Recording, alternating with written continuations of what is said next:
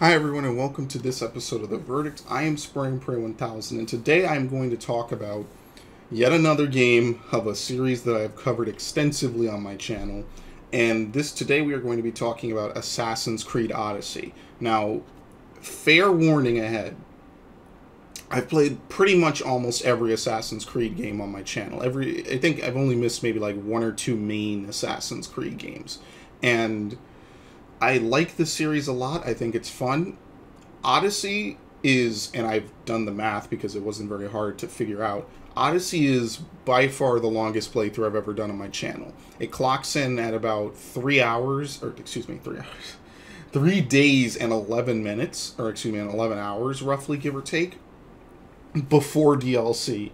For comparison, Origins only clocked in at about 2 days with the DLC. Phantom Pain was just under 2 days, and so on and so forth, various JRPGs. So what do I have to say about Assassin's Creed Odyssey? Well, to understand Assassin's Creed Odyssey, you kind of got to understand Assassin's Creed Origins, which was a game I really, really loved from 2017. In fact, I would say that of all the playthroughs I've done, Origins might have been the one I was the most engrossed in, the most I loved, and the one I was saddest to see end, because I thoroughly enjoyed the characters, I thoroughly enjoyed the story. It's not without faults. I think there could have been other things added to it, but I gave it a very favorably high review, probably one of the higher reviews I've ever given on this Verdict show, which is I gave it a 95. And Assassin's Creed Odyssey kind of has to live up to that. Origins, of course, completely remixing and reblending the formula from Assassin's Creed after, so many times in so many years. So let's hop right into it. So Assassin's Creed Odyssey takes place before Origins, as weird as that might seem. It takes place during the Peloponnesian War between Athens and Sparta, which were city-states of ancient Greece.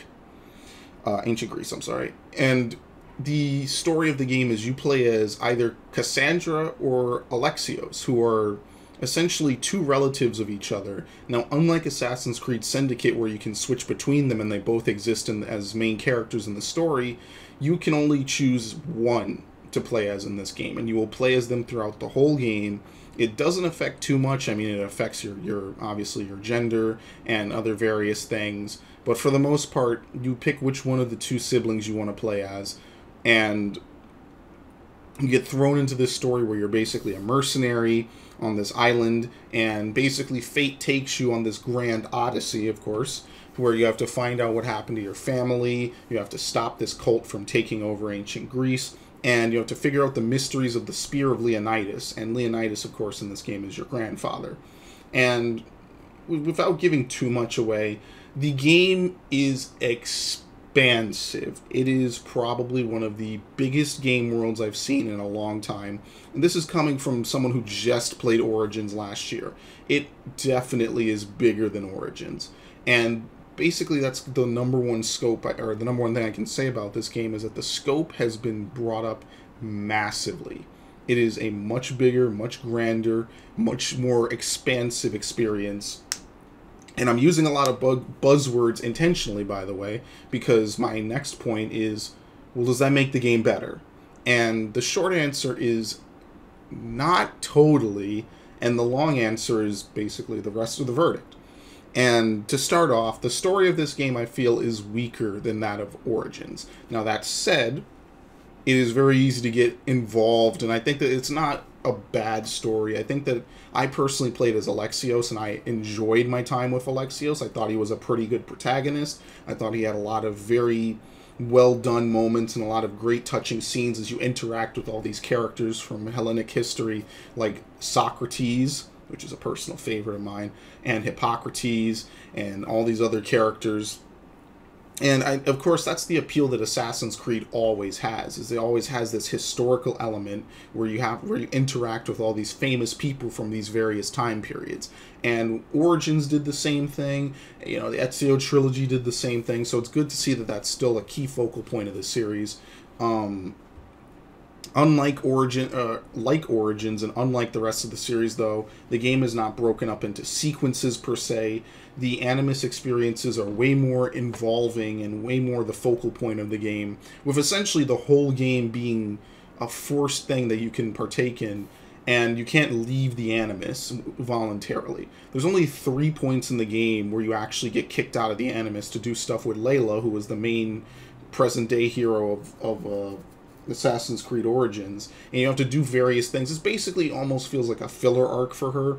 And, well, not a filler, but it basically feels like they just threw her in just to kind of give it some semblance to the real-world plot, which is fine. But you don't really do anything with her. This is kind of just to establish how she gets this certain thing that she's looking for, and the only way to find it is through the memories of either Alexios or Cassandra.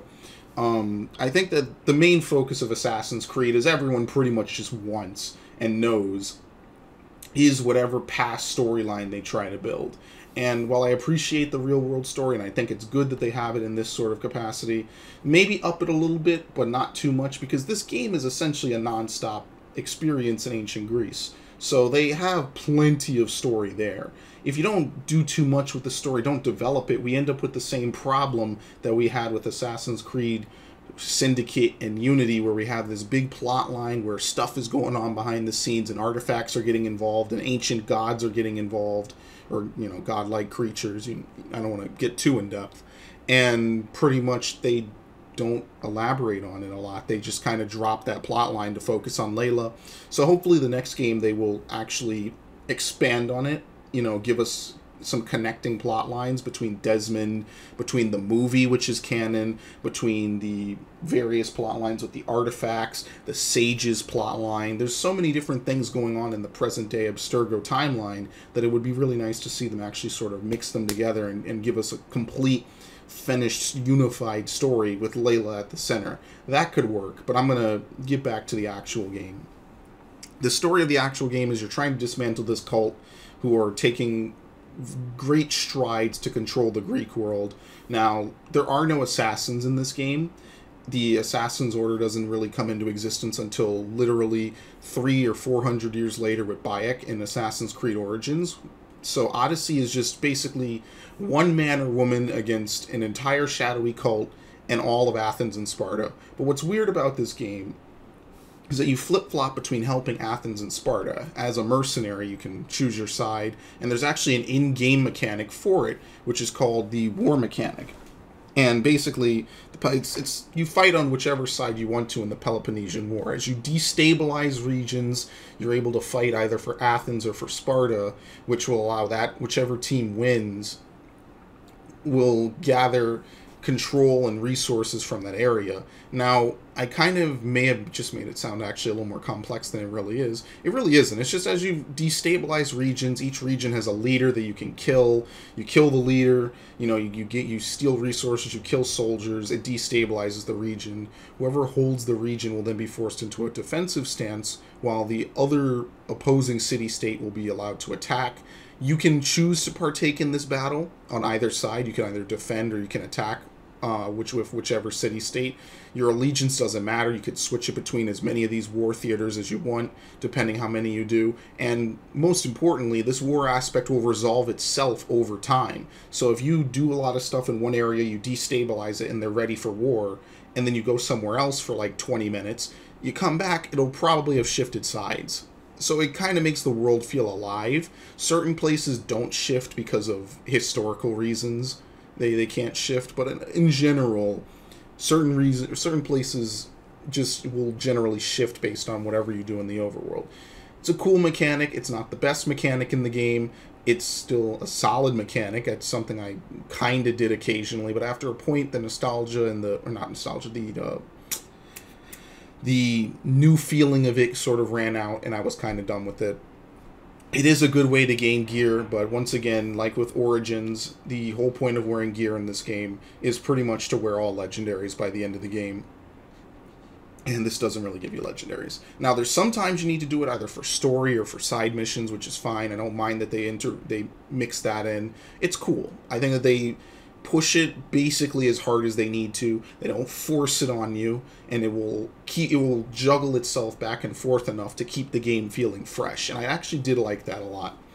Another aspect of this game that I want to talk about is the cultist system. Basically, the way this game is set up is that eventually in the story you were introduced to a vast network of various cultists that you can kill who are maintaining power and hoarding money and enforcing the cult's rule around Greece. This is the exact thing I wanted to see from Assassin's Creed Origins, and this gets basically a perfect score from me, this aspect of the game.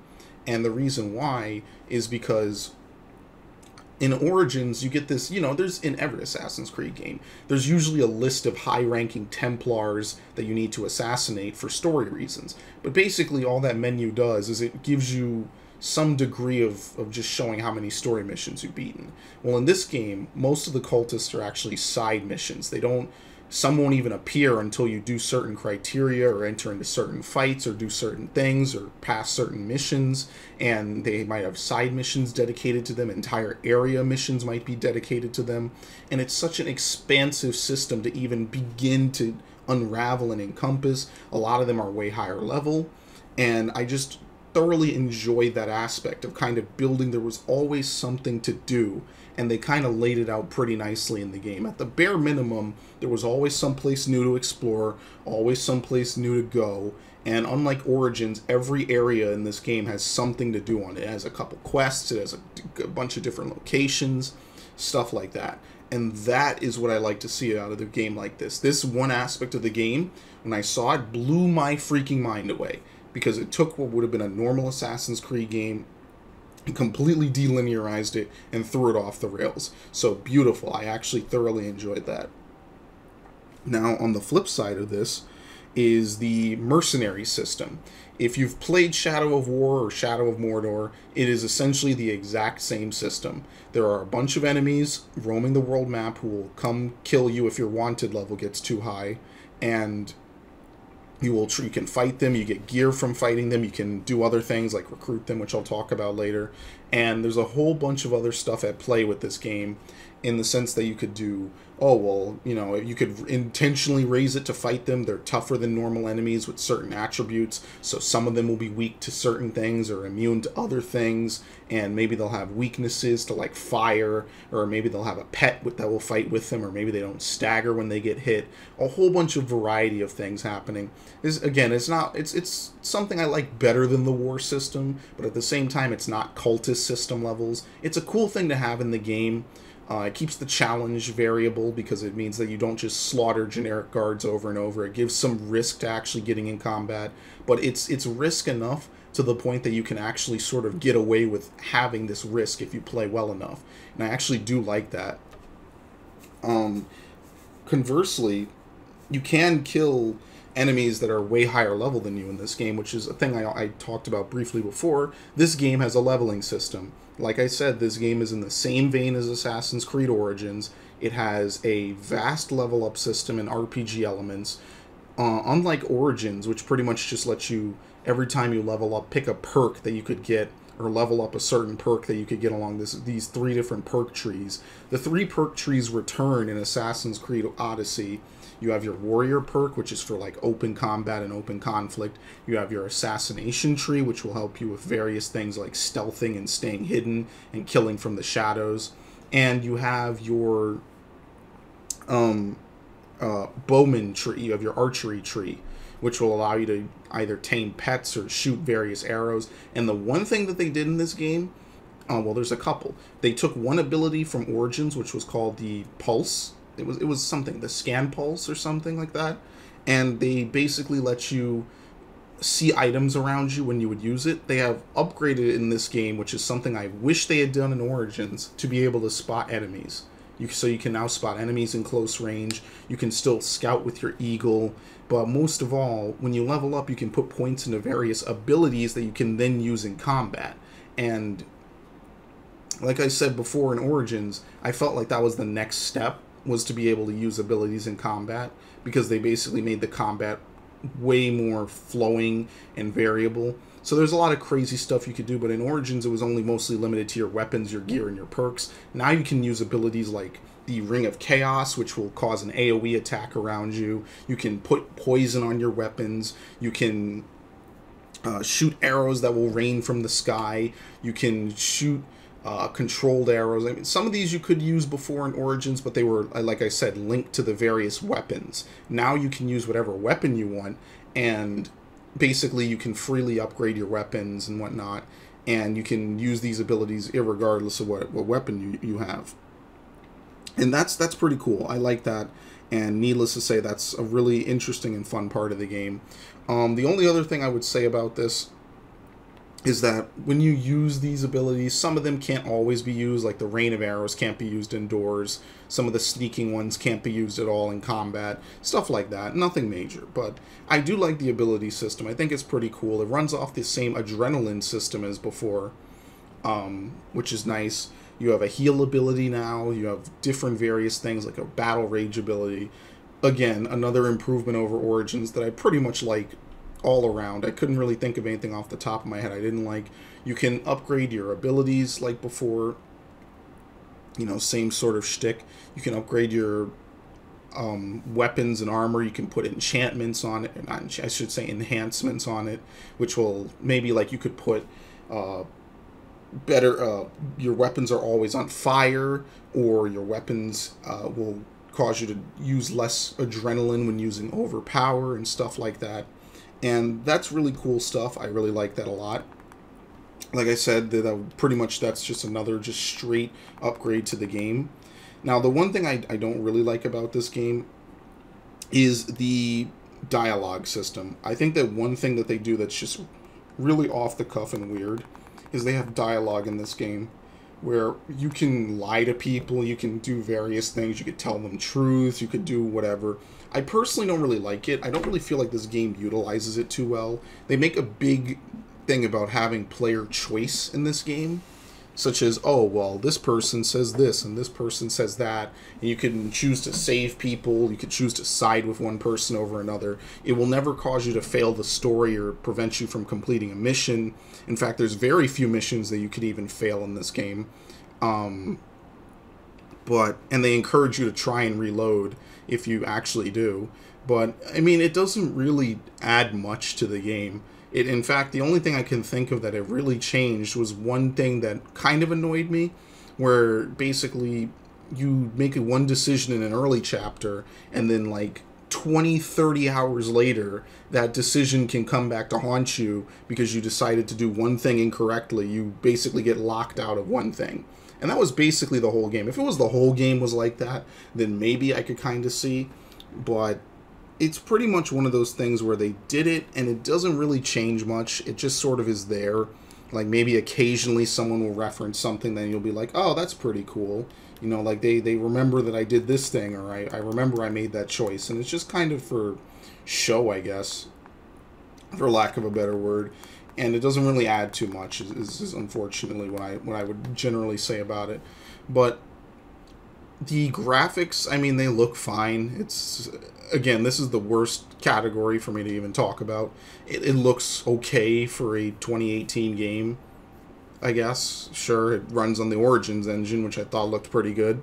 So, nothing bad there. The music is fine, all this other usual stuff.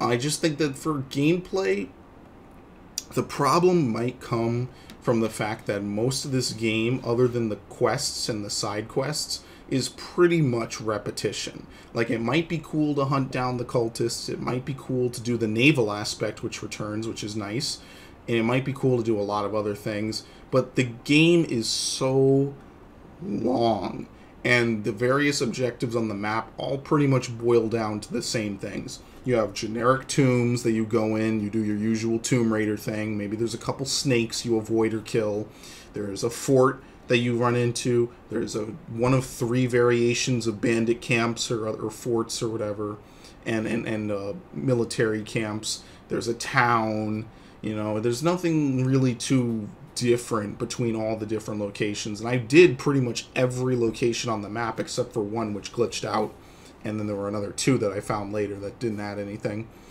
It's pretty much the same thing that they've had since Assassin's Creed, I want to say, like 4, maybe 3, where you can go to a location and you could see various things, and like, oh, look, here's that cool thing, or, oh, you know, I need to do a tomb so I can get a treasure point, or a level up point.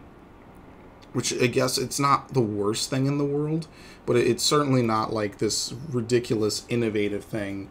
And I wish that they had had maybe like one or two extra different things that you could do in the overworld just to sort of break it up. And I get that this is a combat heavy game and you can, you can approach combat in a variety of ways, but once you're 2 days in to this game, pretty much even I started to feel like this stuff is just kind of bleeding out the time. It's just sort of continuing it for the sake of continuing it.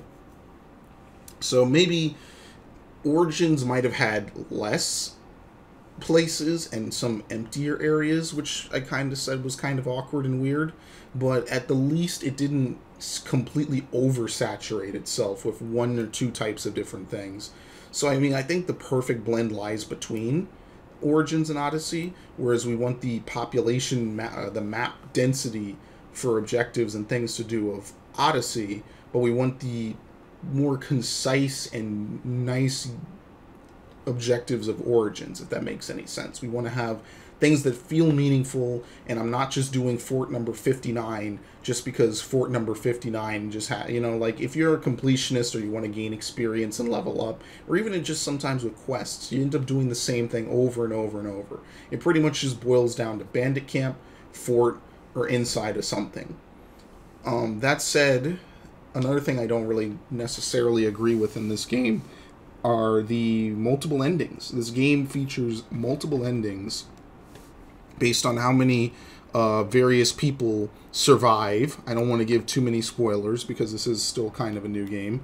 And while I think that it's cool to add replayability, a game this long, I really am definitely probably never playing this game again from start to finish. It's just flat out too long. Maybe a New Game Plus, but I feel like it's just too long of a game. I think that's ultimately the problem with it. And the multiple endings are cool, but if you want to see every ending, let's be fair here. This is not something that you're going to be able to like go back to a few key things, flip a few switches differently, and then go back and see the ending. This is probably something you are just going to watch the endings on the internet. Some group of people will play through it, or maybe one dedicated dude will just play through all the endings, and then that'll just be that. And I think that that's kind of one of the weaker aspects of this game, is that like the multiple endings and the lying and the various things, like it's cool stuff for a lot of different games, but for a game that is historically like trying to be accurate, like Assassin's Creed, and I know that there's some times when it's not, like with various things that I mean they generally try to place this in history and make it historical fiction and make it kind of believable. This is one of the things I think that they probably should do without. I feel like the story overall is pretty weak. You play as cool characters, you interact with cool characters, and while it's fun and enjoyable, the story overall is kind of just weak. It's kind of plateaus at a point. There's a conspiracy. There's like maybe one or two things. In fact, I honestly think that the real world plot line had a better twist and side story and ending than the more historical timeline. The historical plot is pretty cut and dry, simple, and it's obviously designed to be kind of throwaway and left open-ended, so that way the events of Origins can take place no matter what. Origins just had a flat-out ending, just a flat storyline ending, which they continued in the DLC, which I thoroughly enjoyed. Damn, those DLC were good. But Odyssey pretty much feels like, because it's open-ended, they have to leave enough feasibility that it can be followed by a sequel. Or, excuse me, feasibility. I don't even think that's a word. It has to be feasible that they could follow it with the various sequels of the timeline. And unfortunately, that's one thing that I didn't really like about this game, and I feel that they could have done without, was make the story better. If you need to take away the lying, and you need to take away, or I shouldn't say lying, the various chat dialogues, then take that away. Find a way to make your story more concise and more thick, for lack of a better word. Just fill it up. Fill it up with more stuff, more character moments, because Alexios really shines in a lot of moments, in my opinion, and they just kind of let it go. This game has its joking moments, which is fine. There's, nothing wrong with having some lighthearted moments, but in a story very serious, I don't really want to have a general laugh track moment every 5 or 10 minutes, especially in a game that gets this brutal and gory. You know, we're talking decapitated heads at one point, limbs all over the place, blood, people getting stabbed in the head. It's not a very kosher game, even by Assassin's Creed standards. And I think that really highlights the brutality of the Peloponnesian War very nicely.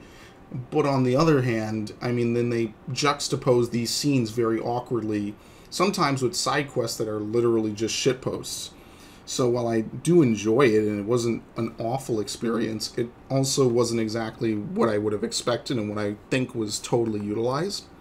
So ultimately, I mean, what would I say about Assassin's Creed Odyssey? I think Odyssey does a lot of things right. I think it takes the best of a lot of different games. It bases itself firmly in the good game systems of Origins. It ups the ante by adding a variety of different moves, abilities, and equipment, different things that you can do. It sets itself in a time period that's rich in good and interesting history. And much like Origins, it features a vast open world that just completely works in its favor.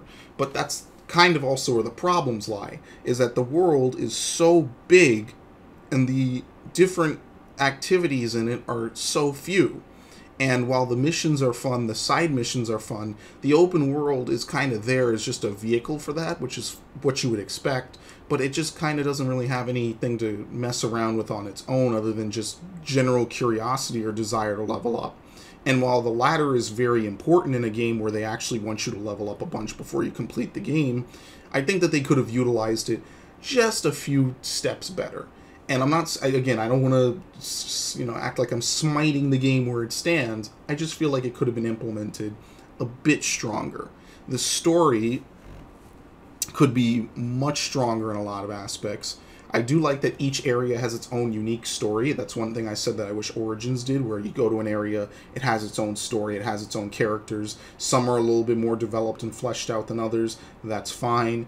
Like I said, there never was a moment where I felt like I wasn't doing something interesting or moving forward.